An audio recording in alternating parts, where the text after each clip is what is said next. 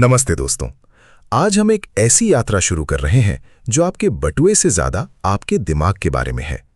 हम सब ने सालों से सिर्फ एक ही बात सुनी है कि पैसा बचाओ, पैसा निवेश करो और उसे बढ़ाओ।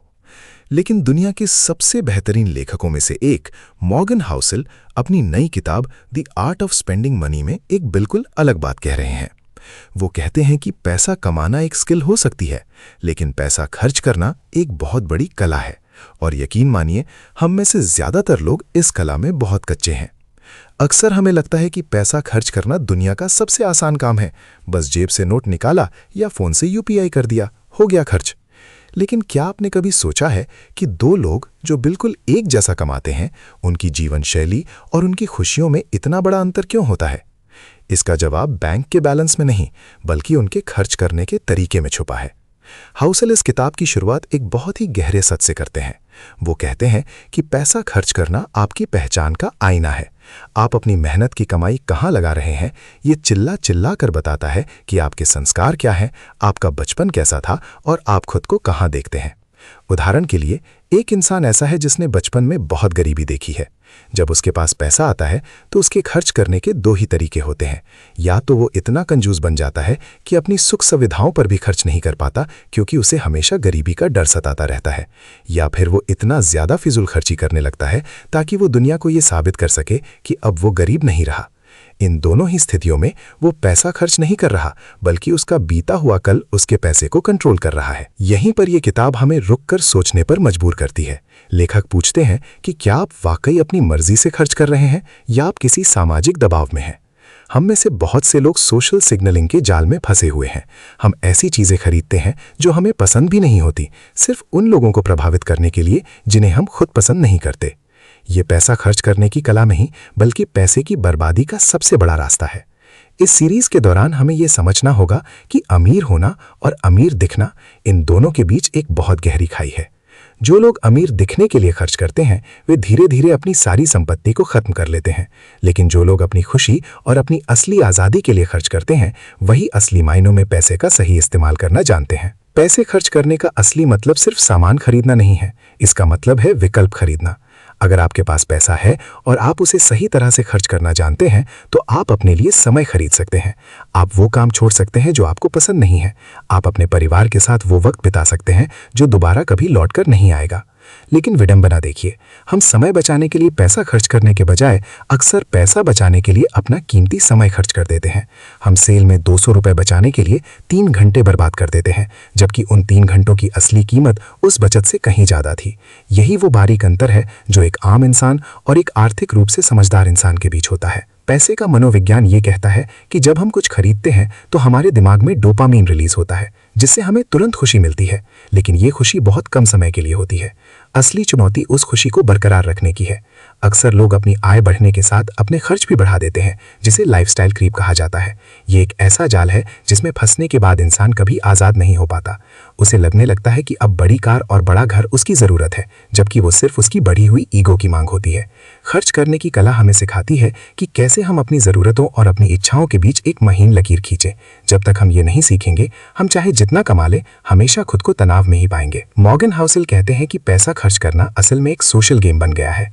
हम अक्सर दूसरों की देखा देखी अपनी लाइफस्टाइल डिजाइन करते हैं। अगर आपके दोस्त ने एक महंगी घड़ी खरीदी है, तो आपके दिमाग में भी उसे खरीदने की इच्छा जागती है, भले ही आपको उसकी जरूरत ना हो।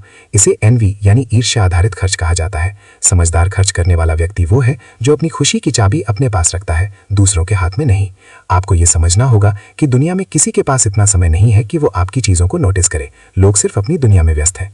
इसलिए दूसरों को इंप्रेस करने के लिए खर्च करना बंद करें। एक और महत्वपूर्ण पहलू है पैसे के प्रति आपका नजरिया। कुछ लोग पैसे को सुरक्षा यानी सिक्योरिटी के रूप में देखते हैं, कुछ इसे सत्ता यानी पावर के रूप में, और कुछ इसे स्वतंत्रता यानी फ्रीडम के रूप में। अगर आप पैसे को सिर्फ सत्ता या दिखावे के लिए इस्तेमाल कर रहे हैं, तो आप कभी संतुष्ट नहीं होंगे। लेकिन अगर आप इसे स्वतंत्रता के लिए इस्तेमाल करते हैं, जैसे कि अपने पसंदीदा शौक को पूरा करना, नई चीजें सीखना या अपनों की मदद करना, तो हर रुपया जो आप खर्च करते हैं वो आपके जीवन में मूल्य जोड़ता है। पार्ट 1 का सबसे बड़ा सबक यही है कि अपने खर्चों का ऑडिट करें। अगले 1 हफ्ते तक देखें कि आपने जो भी खरीदा, क्या उसने आपको वाकई लंबी खुशी दी या वो सिर्फ एक पल का जुनून था। जब आप जागरूक होकर खर्च करना शुरू करते हैं तो आपकी बचत अपने आप बढ़ने लगती है और आपकी मानसिक शांति भी। याद रखिए, पैसे खर्च करने की कला ये नहीं है कि आप कितना कम खर्च करते हैं, बल्कि यह है कि आप कितनी समझदारी से उसे अपनी लाइफ को बेहतर बनाने में लगाते हैं। अब हम जब इस गहराई को समझ चुके हैं तो अगले पड़ाव पर जाना और भी दिलचस्प होगा, जहां हम उन खास पैटर्न्स की बात करेंगे जो हमें गलत फैसले लेने पर मजबूर करते हैं। अक्सर हम सोचते हैं कि हम तार्किक हैं, लेकिन सच्चाई ये है कि खर्च करते समय हमारा दिल हमारे दिमाग पर हावी हो जाता है। इसी मनोवैज्ञानिक उलझन को सुलझाना हमारा अगला कदम होगा। इस सफर में कोई ब्रेक नहीं है, क्योंकि समझदारी का रास्ता निरंतर चलता रहता है। जैसे जैसे हम आगे बढ़ेंगे, आप पाएंगे कि आपकी सोच और आपके खर्च करने के तरीके में एक बड़ा बदलाव आने लगा है। ये सिर्फ शुरुआत है, क्योंकि पैसे का असली जादू अभी खुलना बाकी है। इंसानी दिमाग की एक बहुत बड़ी कमजोरी ये है कि वो लॉजिक से ज्यादा इमोशंस पर चलता है, खासकर जब बात खर्च करने की आती है। मॉर्गन हाउसेल हमें समझाते हैं कि हम अक्सर उन चीजों के लिए भारी कीमत चुकाते हैं जो हमें असल में चाहिए ही नहीं होती। इसे समझने के लिए हमें एक्सपेक्टेशन यानी उम्मीदों के खेल को समझना होगा। मान लीजिए आपकी सैलरी बढ़ती है और आप एक बड़ा घर ले लेते हैं। शुरुआत के कुछ महीने आपको बहुत खुशी मिलती है, लेकिन धीरे धीरे वो बड़ा घर आपकी सामान्य जिंदगी का हिस्सा बन जाता है और आपकी खुशी का लेवल वापस वहीं आ जाता है जहां वो पहले था। इसे हेडोनिक ट्रेडमिल कहते हैं, जहां आप अपनी खुशी बढ़ाने के लिए भागते तो बहुत तेज हैं, लेकिन अंत में रहते वहीं के वहीं हैं। हम अक्सर ये गलती करते हैं कि हम अपनी खुशी को बाहरी चीज़ों से जोड़ देते हैं। हम सोचते हैं कि एक महंगी कार हमें वो सम्मान दिलाएगी जिसकी हमें तलाश है, लेकिन हकीकत में लोग आपकी कार को देखते हैं, आपको नहीं। वे ये सोचकर आपकी कार की तारीफ करते हैं कि काश उनके पास भी ऐसी कार होती, ना कि इसलिए कि आप एक महान व्यक्ति हैं। इस भ्रम को तोड़ना ही समझदारी की पहली सीढ़ी है। हाउसेल कहते हैं कि पैसा खर्च करने का सबसे बेहतरीन तरीका है अपनी चिंताओं को कम करना। अगर आपका पैसा आपके तनाव को कम नहीं कर पा रहा तो वो बेकार है। एक मध्यम वर्गीय इंसान अगर सिर्फ इसलिए कर्ज लेकर लग्जरी चीज़ें खरीदता है कि वो समाज में अपनी जगह बना सके, तो वो अपनी आने वाली रातों की नींद बेच रहा है।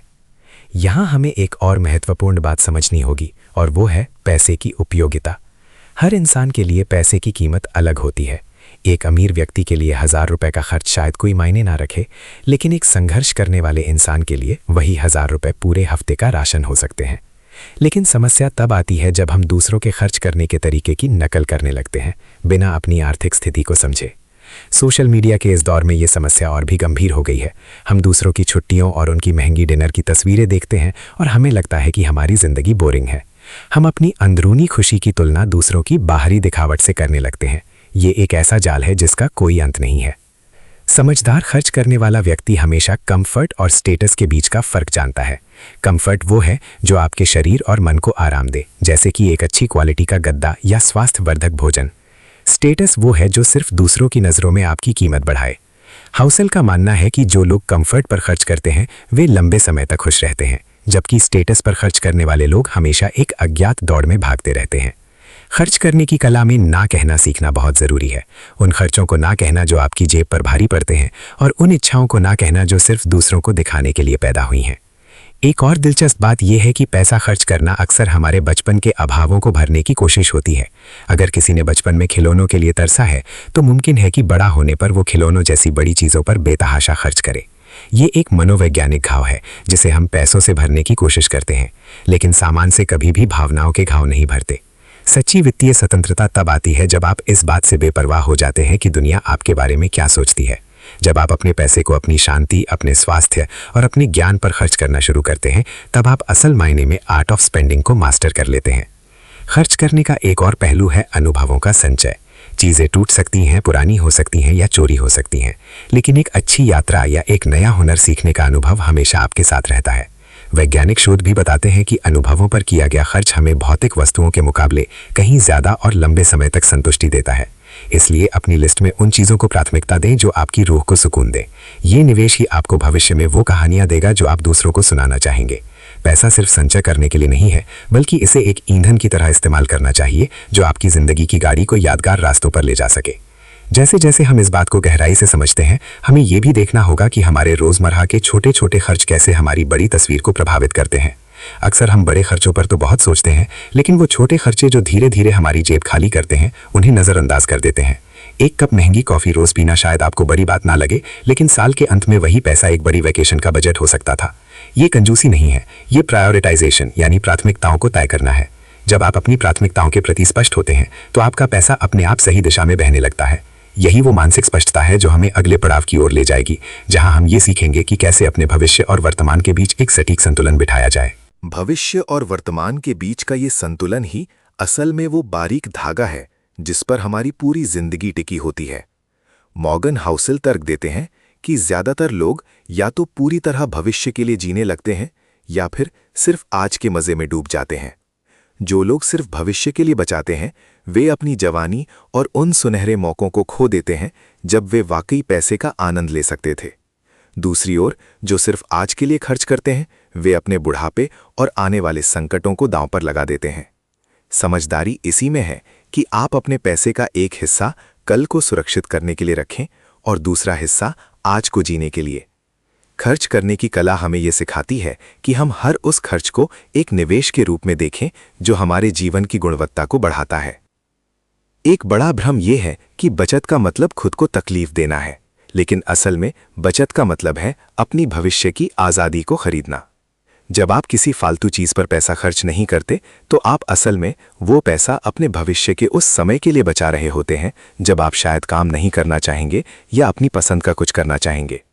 हाउसेल कहते हैं कि सबसे कीमती चीज जो पैसा खरीद सकता है वो है अपने समय पर अपना नियंत्रण। अगर आपके पास बैंक में पर्याप्त पैसा है तो आप एक खराब नौकरी छोड़ सकते हैं, आप बीमारी के समय बिना तनाव के इलाज करा सकते हैं और आप बिना किसी के दबाव के अपने फैसले ले सकते हैं।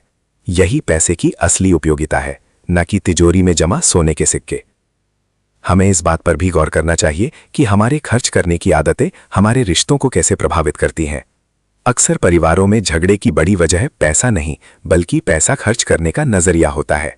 पति और पत्नी के बीच अक्सर इस बात को लेकर अनबन होती है क्योंकि एक व्यक्ति सुरक्षा को प्राथमिकता देता है और दूसरा आनंद को। ये समझना जरूरी है कि खर्च करना एक व्यक्तिगत अनुभव है। आपके लिए जो चीज फिजूल खर्ची हो सकती है वो किसी दूसरे के लिए मानसिक शांति का जरिया हो सकती है। इसलिए दूसरों के खर्चों पर टिप्पणी करने के बजाय हमें अपनी वैल्यू सिस्टम को समझना चाहिए।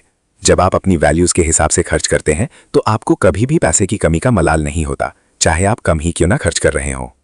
किताब का एक और क्रांतिकारी विचार है अदृश्य खर्चों को समझना। जब हम कोई नई चीज खरीदते हैं तो हम सिर्फ उसकी कीमत नहीं चुकाते बल्कि उसके रख रखाव और उससे जुड़ी मानसिक चिंता की भी कीमत चुकाते हैं। एक बड़ा बंगला सिर्फ रहने की जगह नहीं है बल्कि वो आपसे हर महीने मोटी मेंटेनेंस, साफ सफाई और सुरक्षा की मांग करता है। कई बार हम चीजें खरीदकर उनके मालिक नहीं बनते बल्कि वो चीजें हमारी मालिक बन जाती हैं। हम अपनी पूरी ऊर्जा और समय उन चीजों की देखभाल में लगा देते हैं। खर्च करने की कला में सादगी, सिंप्लिसिटी का बहुत बड़ा महत्व है। जितनी कम और जरूरी चीजें आपके पास होंगी आपका दिमाग उतना ही शांत और केंद्रित रहेगा। अक्सर लोग अपनी नेटवर्थ को अपनी सेल्फ वर्थ समझने की गलती कर बैठते हैं। उन्हें लगता है कि अगर उनके पास पैसा ज्यादा है और वे ज्यादा खर्च कर रहे हैं तो वे एक बेहतर इंसान है। लेकिन सच्चाई ये है कि पैसा सिर्फ आपकी खूबियों या कमियों को बढ़ा देता है, एम्प्लीफाई कर देता है। अगर आप एक दयालु इंसान हैं तो पैसा आपको और अधिक दयालु बनने का मौका देगा, लेकिन अगर आप अंदर से खोखले हैं तो पैसा सिर्फ आपके उस खोखलेपन को पूरी दुनिया के सामने जाहिर कर देगा। इसलिए खर्च करने से पहले अपने चरित्र पर काम करना जरूरी है। जब आप अपनी ईगो को काबू में कर लेते हैं तो आप उन चीजों पर खर्च करना बंद कर देते हैं जिनकी आपको जरूरत नहीं है। हाउसेल एक और महत्वपूर्ण बिंदु उठाते हैं, तकनीक और सुविधा का जाल। आज के दौर में विज्ञापन इतने सटीक हो गए हैं कि वे आपको यकीन दिला देते हैं कि आपकी हर समस्या का समाधान एक नया प्रोडक्ट खरीदना है। हम अक्सर छोटे छोटे दुखों को दूर करने के लिए रिटेल थेरेपी का सहारा लेते हैं। हम उदास होते हैं तो शॉपिंग करने निकल जाते हैं, लेकिन ये खुशी वैसी ही है जैसे प्यास लगने पर खारा पानी पीना, जिससे प्यास बुझती नहीं बल्कि और बढ़ जाती है। खर्च करने की सही कला हमें आत्मनियंत्रण सिखाती है। ये हमें सिखाती है कि हम अपनी भावनाओं के गुलाम ना बने बल्कि अपने पैसे के मालिक बने। जब हम इन सब बातों को जोड़कर देखते हैं तो एक बड़ी तस्वीर उभरती है। पैसा खर्च करना केवल गणित का सवाल नहीं है, ये पूरी तरह से मनोविज्ञान है। ये हमारे डर, हमारी उम्मीदों और हमारी खुशियों का एक मिलाजुला रूप है। जैसे जैसे हम अपने खर्च करने के व्यवहार को गहराई से समझना शुरू करते हैं, हम पाते हैं कि असली अमीरी कम खर्च करने में नहीं बल्कि सही खर्च करने में है। और यही वो समझ है जो हमें अगले पड़ाव की ओर ले जाएगी, जहां हम ये चर्चा करेंगे कि कैसे हम अपने पैसे के जरिए अपनी विरासत तैयार कर सकते हैं और कैसे समाज के प्रति हमारी जिम्मेदारी हमारे खर्च करने के तरीके को बदल देती है। ये सफर अब और भी गहरा होने जा रहा है क्योंकि अब हम अपनी व्यक्तिगत जरूरतों से ऊपर उठकर एक बड़े उद्देश्य की बात करेंगे। जब हम व्यक्तिगत जरूरतों से ऊपर उठकर देखना शुरू करते हैं तो हमें समझ आता है कि पैसा खर्च करना सिर्फ अपनी सुख सुविधाओं तक सीमित नहीं है, बल्कि ये एक लेगेसी यानी विरासत बनाने के जरिया भी है। मॉर्गन हाउसेल कहते हैं कि आप अपने पैसे को समाज और दूसरों की मदद में किस तरह इस्तेमाल करते हैं, ये आपके जीवन के अंत में सबसे ज़्यादा मायने रखेगा। दान करना या दूसरों के काम आना सिर्फ एक महान कार्य नहीं है, बल्कि ये पैसा खर्च करने का सबसे स्वार्थी रूप भी हो सकता है, क्योंकि इससे मिलने वाली संतुष्टि और खुशी दुनिया की किसी भी महंगी वस्तु से कहीं ज़्यादा गहरी और स्थायी होती है। जब आप किसी की शिक्षा या स्वास्थ्य पर खर्च करते हैं, तो आप असल में भविष्य में एक सकारात्मक बदलाव का निवेश कर रहे होते हैं। खर्च करने की कला का एक बहुत बड़ा हिस्सा है जोखिम का प्रबंधन। अक्सर लोग पैसा खर्च करते समय ये भूल जाते हैं कि बुरा वक्त कभी भी बताकर नहीं आता। समझदार खर्च करने वाला वो है जो अपनी विलासिता पर खर्च करने से पहले अपना इमरजेंसी फंड तैयार करता है। हाउसेल का मानना है कि जो पैसा आपको रात को चैन की नींद देता है, वो सबसे बेहतरीन तरीके से खर्च किया गया पैसा है। अगर आप अपने बैंक बैलेंस को देखकर सुरक्षित महसूस नहीं कर रहे हैं, तो इसका मतलब है कि आपने खर्च करने और बचाने के बीच का संतुलन खो दिया है। लोग अक्सर अपनी आमदनी का एक बड़ा हिस्सा बीमा या सुरक्षा पर खर्च करने में कतराते हैं, लेकिन यही वो खर्च है जो आपको बड़ी आर्थिक तबाही से बचा सकता है। यहाँ हमें अपनी सामाजिक जिम्मेदारी पर भी विचार करना चाहिए। हम जिस समाज में रहते हैं, वहाँ हमारे खर्च करने के तरीके का एक असर दूसरों पर भी पड़ता है। अगर हम फिजूल खर्ची और दिखावे को बढ़ावा देते हैं, तो हम अनजाने में अपने आसपास के लोगों पर भी वैसा ही करने का दबाव बना रहे होते हैं। इसके विपरीत सादगी और समझदारी से खर्च करना न केवल हमें मानसिक शांति देता है, बल्कि हमारे बच्चों और आने वाली पीढ़ी के लिए एक बेहतरीन उदाहरण भी पेश करता है। खर्च करने की कला हमें ये सिखाती है कि हम सच्ची अमीरी को सादगी में ढूंढें। जो इंसान थोड़े में खुश रहना सीख जाता है, वो असल में दुनिया का सबसे अमीर इंसान है, क्योंकि उसे किसी बाहरी चीज़ की गुलामी नहीं करनी पड़ती। एक और महत्वपूर्ण विचार है पैसे और रिश्तों का तालमेल। हमने अक्सर सुना है कि पैसा रिश्तों को खराब कर देता है, लेकिन सच तो ये है कि पैसे के प्रति हमारा गलत रवैया रिश्तों में दरार डालता है। अगर आप अपने अपनों पर खर्च करते समय हिसाब लगाते हैं या उसे एक बोझ समझते हैं, तो वो पैसा आपके बीच की कड़वाहट को बढ़ा देगा। लेकिन वही पैसा अगर प्यार और देखभाल के साथ खर्च किया जाए, तो वो रिश्तों को और भी मजबूत बना देता है। खर्च करने की समझदारी ये कहती है कि आप चीज़ों पर कम और यादों पर ज़्यादा खर्च करें। एक साथ डिनर पर जाना या किसी छोटे से सरप्राइज गिफ्ट से मिलने वाली खुशी किसी महंगी ज्वेलरी से कहीं ज्यादा गहरी हो सकती है। हाउसेल हमें चेतावनी देते हैं कि हमें कभी भी अपनी खुशी का रिमोट कंट्रोल बाजार के हाथों में नहीं देना चाहिए। कंपनियां अरबों रुपए सिर्फ इसलिए खर्च करती हैं ताकि वे आपको ये महसूस करा सकें कि आपकी जिंदगी अधूरी है। वे आपके अंदर एक ऐसी कमी पैदा करती हैं जिसे सिर्फ उनका प्रोडक्ट ही भर सकता है। जागरूक उपभोक्ता यानी कॉन्शियस कंज्यूमर वही है जो विज्ञापन के पीछे के खेल को समझता है और सिर्फ तभी खर्च करता है जब उसे वाकई उस चीज की जरूरत हो। अपनी इच्छाओं को पोस्टपोन करना यानी कुछ समय के लिए टाल देना खर्च करने की कला का एक बहुत बड़ा हुनर है। जब आप किसी चीज को खरीदने की इच्छा को 30 दिन के लिए टाल देते हैं, तो अक्सर आप पाते हैं कि आपको उस चीज की जरूरत ही नहीं थी। जैसे जैसे हमें सफर के आखिरी पड़ाव की ओर बढ़ रहे हैं, हमें यह समझना होगा कि पैसा अंततः एक साधन है, साध्य नहीं। ये आपकी जिंदगी की गाड़ी का पेट्रोल है, मंजिल नहीं। अगर आप सिर्फ पेट्रोल इकट्ठा करने में ही पूरी जिंदगी गुजार देंगे, तो आप कभी सफर का मजा नहीं ले पाएंगे। खर्च करने की कला हमें उस पेट्रोल का सही इस्तेमाल करना सिखाती है, ताकि हम अपनी मंजिल तक बिना किसी रुकावट के पहुंच सके। असली सवाल ये नहीं है कि आपके पास कितना पैसा है, बल्कि ये है कि उस पैसे ने आपको कितनी स्वतंत्रता, कितनी शांति और कितनी खुशियां दी हैं। यही वो बिंदु है जहां हमें अपनी मानसिकता को पूरी तरह से बदलना होगा। हमें पैसे को एक दुश्मन या तनाव के रूप में देखना बंद करना होगा और इसे एक मित्र की तरह अपनाना होगा, जो हमारी जिंदगी को संवारने में हमारी मदद करता है। जब हम अपनी सोच को इस स्तर पर ले आते हैं, तो खर्च करने का हर फैसला एक सोच समझकर लिया गया कदम बन जाता है। अब हम उस अंतिम चरण की ओर बढ़ेंगे जहां हम इस पूरी चर्चा का निचोड़ निकालेंगे और ये जानेंगे कि कैसे हम आज से ही इन सिद्धांतों को अपनी असल जिंदगी में लागू कर सकते हैं। ये समापन नहीं है, बल्कि एक नई और समझदार आर्थिक जिंदगी की शुरुआत है। अपनी सोच के इस नए स्तर पर पहुंचने के बाद अब समय आता है उन सभी सिद्धांतों को समेटने का जो हमने अब तक सीखे हैं। मॉर्गन हाउसेल अपनी किताब the art of spending money के अंतिम हिस्से में हमें उस हकीकत से रूबरू कराते हैं जिसे हम अक्सर अनदेखा कर देते हैं, कि अंत में पैसा सिर्फ वही मायने रखता है जो आपकी रूह को सुकून दे। खर्च करने की कला का सबसे बड़ा और आखिरी सबक ये है कि अपनी आर्थिक योजना को अपनी खुशी के ग्राफ के साथ जोड़ें। अगर कोई खर्च आपके चेहरे पर मुस्कान नहीं लाता या आपकी रातों की नींद खराब करता है, तो वो गणितीय रूप से सही होने के बावजूद व्यवहारिक रूप से गलत है। हमें ये स्वीकार करना होगा कि हम रोबोट नहीं हैं, हम इंसान हैं और हमारी ज़रूरतें भावनाओं से संचालित होती हैं। पैसे के साथ एक स्वस्थ रिश्ता बनाने के लिए हमें पर्याप्त यानी इनफ की परिभाषा तय करनी होगी। दुनिया में खर्च करने की कोई सीमा नहीं है और विज्ञापन हमें हमेशा यही सिखाएंगे कि हमारे पास जो है वो कम है। लेकिन जिस दिन आप अपने लिए पर्याप्त की एक लकीर खींच लेते हैं, उसी दिन से आप असली मायनों में अमीर बन जाते हैं। खर्च करने की समझदारी ये नहीं है कि आप दुनिया के सबसे अमीर व्यक्ति बने, बल्कि ये है कि आप अपनी ज़रूरतों के हिसाब से सबसे संतुष्ट व्यक्ति बने। जब आप अपनी तुलना दूसरों से करना बंद कर देते हैं, तो आपके आधे से ज़्यादा फालतू खर्चे अपने आप खत्म हो जाते हैं। तब आप वो पैसा उन चीज़ों में लगा पाते हैं जो वाकई आपके जीवन का स्तर बढ़ाती हैं, जैसे कि आपकी सेहत, आपकी शिक्षा और आपका परिवार। यहाँ एक बहुत ही व्यावहारिक सलाह उभर कर आती है: ऑटोमेशन और अनुशासन। अपनी बचत और निवेश को ऑटोमेट करें ताकि आपको बार बार सोचना ना पड़े, लेकिन अपने खर्चों को हमेशा मैनुअल रखें। हर बड़े खर्च से पहले खुद से पूछें कि क्या ये चीज़ 1 साल बाद भी मुझे उतनी ही खुशी देगी। ये एक छोटा सा सवाल आपको हज़ारों रुपए की फिजूल खर्ची से बचा सकता है।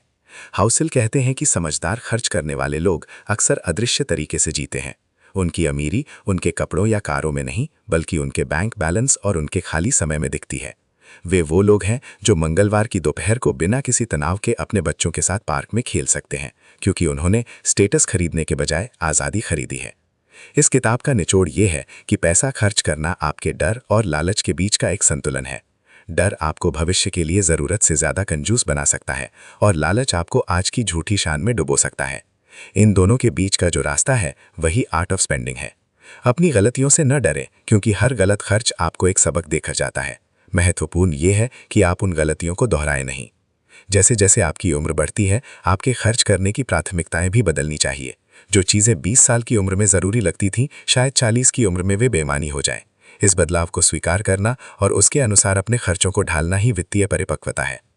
अब जब हम इस पूरी सीरीज़ के अंत में हैं, तो मैं आपसे ये कहना चाहता हूँ कि पैसा कमाना आधा सफ़र है, लेकिन उसे सही तरह से जीना पूरा सफ़र है। अपनी मेहनत की कमाई का आनंद लेना सीखें, लेकिन इस तरह कि वो आपके कल को अंधकार में ना डाले। दूसरों की नकल करना छोड़ें और अपनी खुद की एक मनी स्क्रिप्ट लिखें। याद रखें, दुनिया की कोई भी किताब आपको ये नहीं बता सकती कि आपको क्या खरीदना चाहिए। ये फैसला सिर्फ आपकी अंतरात्मा कर सकती है। मॉर्गन हाउसिल की ये सीख हमें सिर्फ एक बेहतर निवेशक ही नहीं, बल्कि एक बेहतर और जागरूक इंसान बनाती है। पैसे की ये पूरी फिलॉसफी इसी एक बात पर टिकी है कि आप अपनी ज़िंदगी के मालिक खुद बने। जब आप अपने खर्चों पर नियंत्रण पा लेते हैं, तो आप अपनी किस्मत की बागडोर अपने हाथ में ले लेते हैं। अब आपकी खुशियाँ किसी सेल, किसी डिस्काउंट या किसी पड़ोसी की नई कार पर निर्भर नहीं करेंगी। आप मुक्त होंगे उस हर दबाव से जो आपको अपनी क्षमता से बाहर खर्च करने पर मजबूर करता है। यही वो मानसिक शांति है जिसे खरीदने के लिए लोग करोड़ों खर्च कर देते हैं, लेकिन ये सिर्फ समझदारी और आत्मचिंतन से मुफ्त में मिलती है। तो दोस्तों, the art of spending money का ये सफ़र यहीं ख़त्म होता है, लेकिन आपकी एक नई और समझदार आर्थिक ज़िंदगी की शुरुआत आज से ही होती है। अपने खर्चों को अपनी वैल्यूज़ के साथ जोड़ें, यादों पर निवेश करें और अपनी आज़ादी को सबसे ऊपर रखें। पैसा आएगा और जाएगा, लेकिन जो समझदारी आप आज अपने साथ लेकर जा रहे हैं, वो आपके साथ हमेशा रहेगी। अपनी इस नई कला का इस्तेमाल अपनी और अपनों की ज़िंदगी को खूबसूरत बनाने के लिए करें। धन्यवाद कि आप इस लंबी और गहरी चर्चा का हिस्सा बने। अब समय है अपनी जेब नहीं, बल्कि अपनी सोच को बड़ा करने का।